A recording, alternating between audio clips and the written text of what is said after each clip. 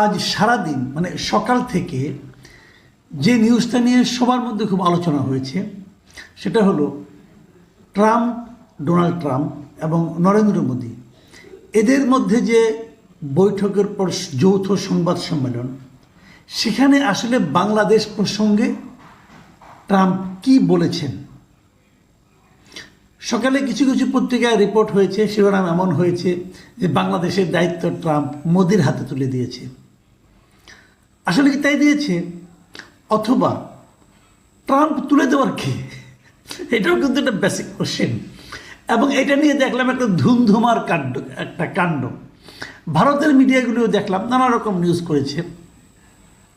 তবে এগুলো নিয়ে নানা রকম ব্যাখ্যা হচ্ছে। এমনকি আমাদের আইন উপদেষ্টাকেও দেখলাম যে এটা নিয়ে উনি একটা ব্যাখ্যা দিয়েছে। ওনার ফেসবুক পেজে একটা লেখা লিখেছেন এবং সেখানে উনি বলেছেন যে এই হেডলাইনগুলো মিসলিডিং ছিল, ঠিকমতো অনুবাদ তারা করতে পারেনি, অথবা তারা ইচ্ছে করেই ভুল করেছে, এই ধরনের নানা রকম কথাবার্তা ছিল। আমি এগুলো নিয়ে অত ডিটেলে যাব না, কারণ এগুলি গেলে পরে কেন যাব আমি বুঝতে পারছি না। আমি তবু আপনাদেরকে যারা এই অনুষ্ঠান আগের নিউজগুলো দেখেননি, তাদেরকে যারা শুনছেন এই অনুষ্ঠান, তাদেরকে আমি মোটামুটি একটা ধারণা দিই, তাহলে হবে।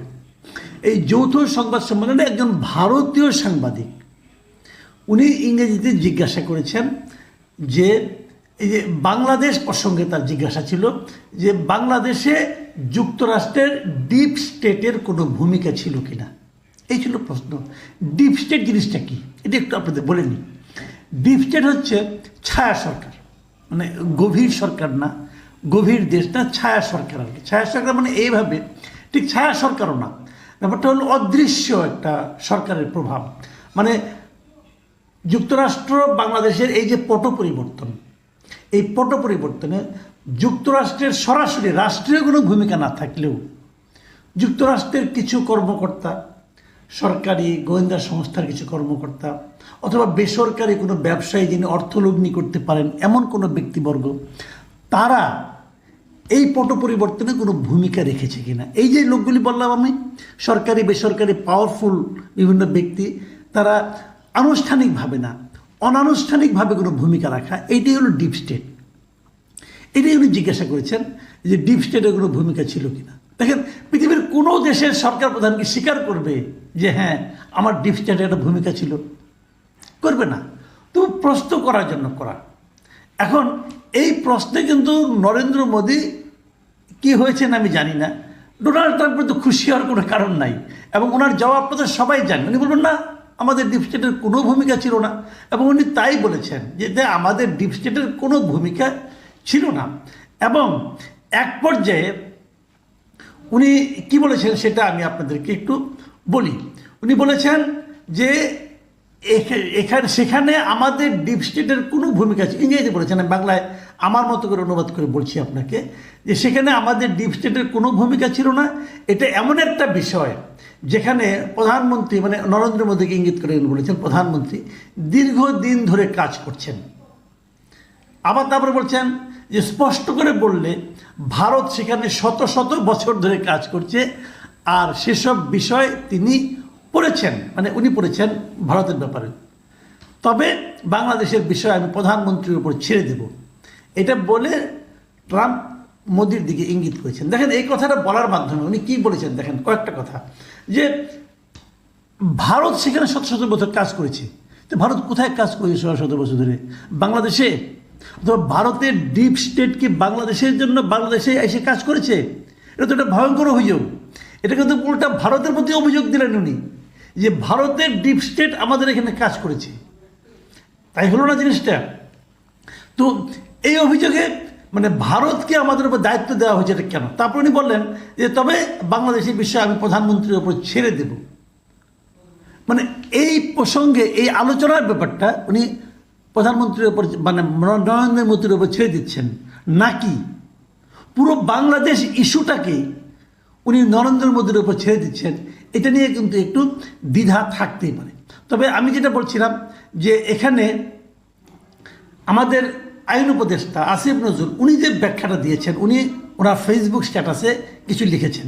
আমি ওনারটা একটু পড়ে শুনি আপনাদেরকে, যাতে নাকি আমার ভুল না হয়। উনি বলেছেন যে উনি লিখেছেন যে ট্রাম্পকে এক ইন্ডিয়ান সাংবাদিক যে প্রশ্নটা করেছিল তার সামারি হলো বাইডেন প্রশাসনের সময় বাংলাদেশে রেজিম চেঞ্জ মানে হাসিনার পতন ইস্যুতে আমেরিকার ডিপ স্টেটের ভূমিকা আছে, এই ব্যাপারে আপনার মন্তব্য কি? উত্তরে ট্রাম্প বলেছেন না, আমেরিকার ডিপ স্টেটের কোনোই ভূমিকা নেই, এবং তারপর চোখে মুখে বিরক্তি নিয়ে মোদির দিকে ইঙ্গিত করে, যেহেতু উনি আবার ব্র্যাকেটে লিখেছেন, যেহেতু ইন্ডিয়ান সাংবাদিক মন গড়া তথ্য প্রচার করতে চাচ্ছিল তাই ইন্ডিয়ান প্রধানমন্ত্রীর দিকেই তাকে রেফার করে দিয়ে ট্রাম্প বলেছেন বাংলাদেশ ইস্যুতে ওই প্রশ্নের উত্তরটা মোদির উপর ছেড়ে দিলাম। মানে বাংলাদেশ সংক্রান্ত ওই প্রশ্নের উত্তর মোদিকে দিতে বলেছিলেন ট্রাম্প। এই হলো ঘটনার সামারি। এই যে কথাটা আমি বললাম এটুকু আমাদের আইন উপদেষ্টা উনি লিখেছেন, মানে এটা ওনার ব্যাখ্যা। তো ওনার ব্যাখ্যাটা কিন্তু আপনারা আবার যদি কেউ ভিডিওটা দেখেন, ইউটিউবে ভিডিওটা পাবেন, কিন্তু আপনি ইউটিউবের ভিডিওটা দেখে নেন, দেখবেন যে ওনার বক্তব্যের সঙ্গে কতটুকু মেলে কতটুকু মেলে না, কিছু মিল তো পাবেনই, কোনো সন্দেহ নাই।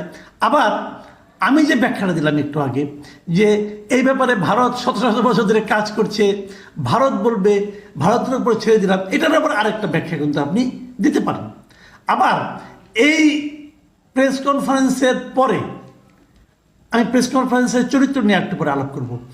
প্রেস কনফারেন্সের পরে ভারতের যিনি পররাষ্ট্র সচিব তিনিও কিন্তু একটা সাংবাদিকদের কিছু কথা বলেছেন।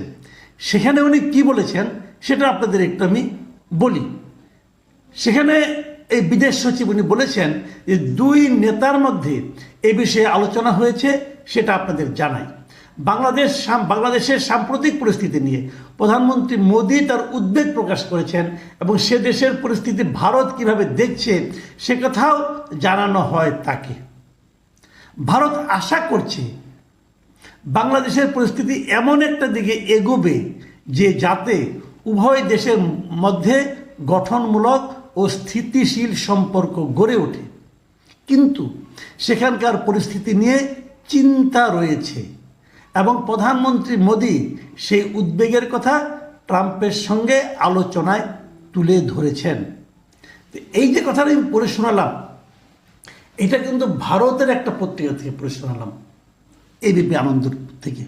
তো এখন ভারত বাংলাদেশ নিয়ে কিন্তু উদ্বিগ্ন, এই কথাটা মোদি সেখানে প্রকাশ করেছেন বলে মানে আপনার এই পত্রিকা জানালো। এই হলো পুরো ঘটনা। এখন এই ঘটনার প্রেক্ষিতে আমি একটা কথা বলি আপনাদেরকে। এক নম্বর কথা হলো, আপনি যদি ইউটিউবে পুরো অনুষ্ঠানটা দেখেন, ইউটিউবে অনেকগুলো পাবেন, ছোটো ছোটো ক্লিপ পাবেন।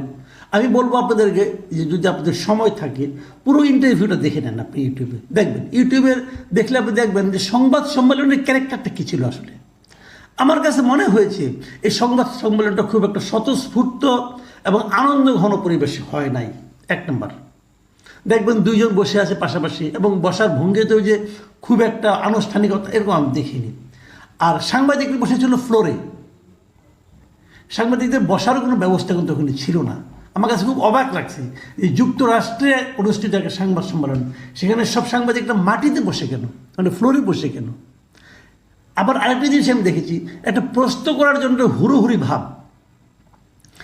যুক্তরাষ্ট্রে এই ধরনের আমি কখনো সংবাদ সম্মেলন দেখিনি যে প্রশ্ন করার জন্য হুড়ুড়ি, একজনকে ওভারল্যাপিং করে কথা বলছেন, একসঙ্গে 4-5 জন প্রশ্ন করছেন, তারপরে একজন কথা যার গলার স্বর জোরে হচ্ছে তিনি কথা বলতে পারছেন, অন্যরা পাচ্ছেন। এই ধরনের দৃশ্য আগে কখনো দেখিনি, এখানে দেখলাম। মনে হলো যেন ভারতে অথবা বাংলাদেশে অথবা আমাদের এই সাবকন্টিনেন্টের কোনো একটা আমি মানে সংবাদ সম্মেলন দেখছি।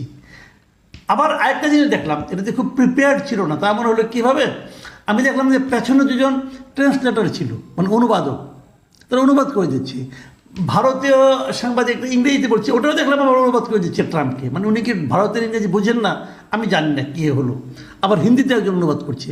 তো সব মিলিয়ে সংবাদ সম্মেলনটাই আমার কাছে আপ্লুত মাত মনে হয় না। এত বড় দুজন নেতা, সারা দুনিয়ায় যারা নাকি গণতন্ত্রের প্রতিভা হিসেবে পরিচিত, তাদের মতো লোক বসে সংবাদ সম্মেলন করছেন, কিন্তু এরকম আগোছালো কেন আমার কাছে আমি বুঝতে পারি না।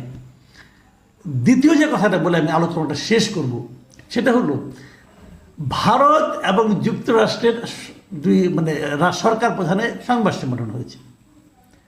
সেখানে বাংলাদেশ প্রসঙ্গে একটা কথা এসেছে, যে কথাটার একাধিক অর্থ হতে পারে। কিন্তু সেটা নিয়ে আমরা এত উদ্বিগ্ন কেন? আজকে সোশ্যাল মিডিয়ায় আমি দেখলাম কতজন যে কত রকম ব্যাখ্যা দিচ্ছে। যারা নাকি এই সরকারকে অপছন্দ করে তারা ব্যাখ্যা দিচ্ছে এই সরকারের এবার দিন শেষ, কারণ ভারতকেই দায়িত্ব দিয়েছে যুক্তরাষ্ট্র, এবার ভারত আমাদের উপরে ঝাঁপিয়ে পড়বে। এ একটা ভার্সন দেখছি। আবার আরেকটা ভার্সন দেখছি, না ভারতকে কোনো দায়িত্বই দেওয়া হয়নি, ভারত কিছুই করবে না, আমেরিকাই সব করবে। এই আরেকটা ভার্সন। আমি বুঝতে পারি না এই বিতর্কে আমাদের উপদেষ্টারা বন্ধ জড়িয়ে গেলেন কেন? দরকারটা কি? আমাদের আর কোনো কাজ নাই। ওখানে কি হলো কি না হলো এটা পাত্তা দেওয়ার দরকারটা কি? আমি তো এটা বুঝতে পারছি না কিছু। যুক্তরাষ্ট্র ভারতকে দায়িত্ব দেওয়ার কে? বাংলাদেশ কি যুক্তরাষ্ট্রের প্রপার্টি? যে যুক্তরাষ্ট্র বলে দিল যে আমার এই তিন ছেলেকে তুমি দেখো। ভাই আমি তো কোনো এই তিন ছেলে না, আমি একটা স্বাধীন সার্বভৌম রাষ্ট্র। তো আমাকে কেন এটা নিয়ে এত টেনশন করতে হচ্ছে? এতই কি সহজ সব কিছু? দুনিয়াটা এতই সহজ? এটা কিন্তু একটা গুরুত্বপূর্ণ বিষয়। আমি এই জিনিসটা বুঝলাম না। আর আমি যে কথাটা আসলে বলে শেষ করতে চাই সেটা হলো, এই সংবাদ সম্মেলন থেকে আমি যে জিনিসটা বুঝেছি, ভাই বাংলাদেশের ব্যাপারে ট্রাম্পের কোনো আগ্রহ নেই। ট্রাম্প হলো এমন একজন রাষ্ট্রপতি আমেরিকা পেয়েছে যে নাকি আমেরিকার বাইরে কিছু চিন্তাই করে না। কোথায় আমেরিকার প্রভাব বাড়লো, কোথায় কমলো, বিশ্বের কোথায় আমেরিকার প্রভাব একদম শেষ হয়ে গেল, এটা নিয়েও আমেরিকার কোনো চিন্তা নাই। তারা তার দেশটাকে নিয়ে চিন্তা করছে, তার দেশের মানুষকে নিয়ে চিন্তা করছে, এর বাইরে কিচ্ছু না। কাজেই এখানে কিছু হলো কি হলো না এটা নিয়ে অত টেনশন করার কিছু নেই। ভারতের যে চিন্তা আমাদেরকে নিয়ে সেটা থাকবে, সেটা যতদিন এখানে বাংলাদেশ থাকবে ততদিনই থাকবে। সরকারে কে থাকুক না থাকুক সেটা ব্যাপার না। সবসময় ভারত চাইবে বাংলাদেশের উপর প্রভাব বিস্তার করতে। কেন চাইবে না? সব পৃথিবীর সব দেশই তার প্রতিবেশীর উপর প্রভাব বিস্তার করতে চায়, এটা কেন চাইবে? সেখানে আমাদের কোনো ষড়যন্ত্র তত্ত্ব বিশ্বাস করে সে অনুযায়ী কাজ করার দরকার নাই। আমরা আমাদের কাজটা করে যাই, যা হবার তাই হবে। আমাদের মধ্যে যদি দেশপ্রেম থাকে তাহলে তার কোনো সমস্যা আমি দেখি না। এখানে আতঙ্কিত হওয়ারও কিছু নেই, এখানে আনন্দিত হওয়ারও কিছু নেই।